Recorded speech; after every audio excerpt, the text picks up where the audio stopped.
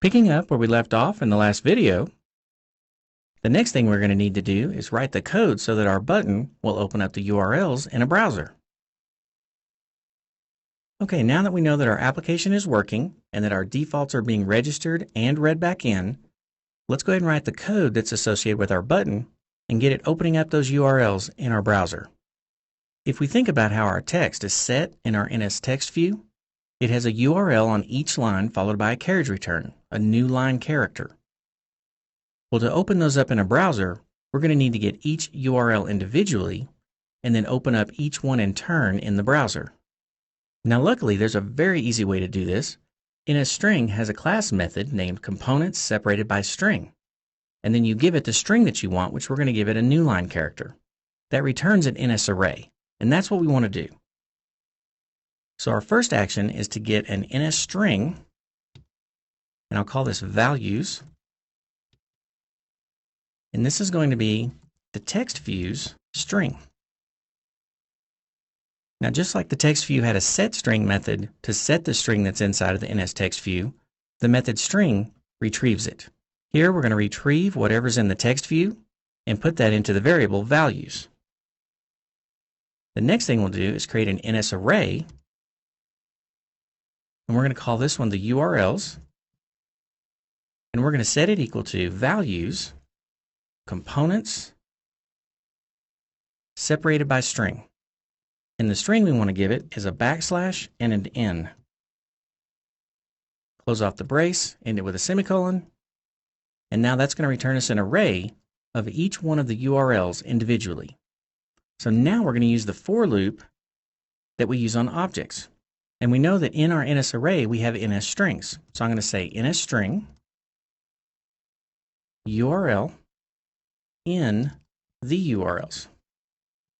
So this will loop through each one of the URLs inside of that NSArray and pull out just the one we're going to work with right now. So the easiest way to open up URLs in the browser is to use the class NSWorkspace. So when I call this method, I'm going to nest these calls so you can see what that looks like. So I'm going to create two brackets to the left. I'm going to say NSWorkspace, shared workspace, and close off that bracket. Then I'm going to call a method called OpenURL on that instance that we got back of NSWorkspace. And you can see here that OpenURL requires us to provide it with an NSURL. And the easiest way to do that is to nest another call, and we're going to say NSURL, and we're going to call a class method URL with string, and the string we're going to give it is our URL. So here I'm going to close off the first brace, and this closes off the method NSURL, URL with string. And then the next one is going to close off the whole method. And I'll end that with a semicolon, and I'll save. And our application should be ready to start opening up URLs in the browser. So before we run this, let's look through the code again, make sure you understand what's happening here. When our button is clicked, we're going to take the text view and grab the string out of it, put it into a variable called values.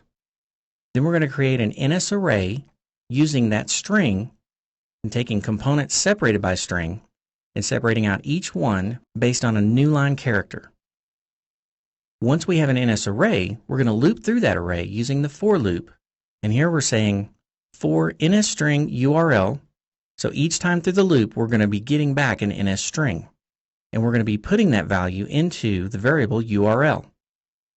So for NSString URL in the URLs. Next, we're going to come down and get NSWorkspace shared workspace. Now this entire piece of code right there, that will execute and return a value. When that value comes back, it's going to be an instance of NSWorkspace. And once that's executed, then OpenURL is going to be called on that instance. We're going to provide it a parameter of NSURL, URL with string, and give it a URL. So this will be executed, and what it returns will be an NSURL of the URL that we provided it, and that's the value that comes in as the parameter. So that may seem a bit confusing. I know with all the braces, it can be hard to understand exactly what's happening when and the order that that's happening in. But hopefully that gave you enough understanding to see what's happening during this loop. So let's go ahead and run this, make sure that everything works. So I'm going to use Command R. When it opens up, I'm going to hit Open URLs in Browser, and we can see that it's opening them back up. So now we know our application is working. Now the last thing we have to do to our application is set it up to save our user defaults. That way the next time we open it up, we'll have our new default values and the behavior that we're expecting.